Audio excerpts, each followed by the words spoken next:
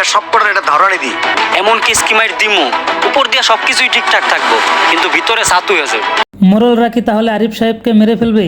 সোহাগরা কি মোরলদের হাত থেকে আরিফ সাহেবকে রক্ষা করতে পারবে? কি করতে চলছে ধনী গরিবের লড়াই নাটকটির 112 নম্বর পর্বে। Hello viewers, welcome to my channel Bangla review.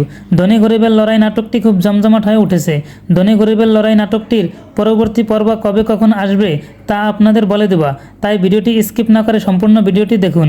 ধনী গরিবের লড়াই নাটকটির 112 নম্বর পর্বে যা ঘটতে চলছে, আরিফ সাহেব মোরলদের নামে থানায় মামলা করে আসে।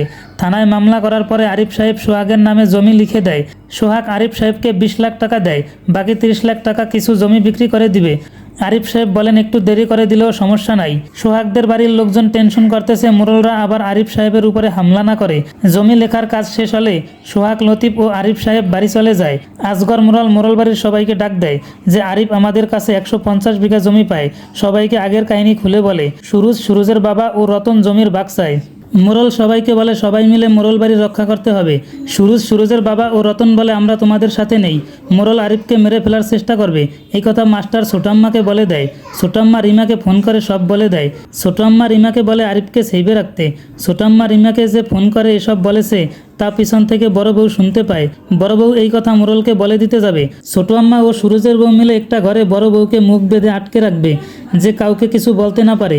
মোরলরা আরিফকে মেরে ফেলার চেষ্টা করবে। সোহাগরাও জমি দখল করার চেষ্টা করবে। মোরলরা যখন আরিফকে মেরে ফেলার চেষ্টা করবে তখন পুলিশ এসে মোরলদের ধরে নিয়ে যাবে। মোরলরা পথে বসে যাবে। এসব আমরা ধনী গরিবের লড়াই নাটকটির 112 নম্বর পর্বে দেখতে পারবো। ধনী গরিবের লড়াই নাটকটির 112 নম্বর পর্ব আগামীকাল 22 তারিখ পেয়ে যাবেন। সবার আগে নাটকটি দেখতে হলে ইগল টিমের ইগল ড্রামা সিরিজ ইউটিউব চ্যানেলটি সাবস্ক্রাইব করে রাখুন, তাহলে সবার আগে নাটকটি দেখতে পারবেন। সব ধরনের নাটকের আপডেট পেতে চ্যানেলটি সাবস্ক্রাইব করে পাশে থাকবেন। ধন্যবাদ।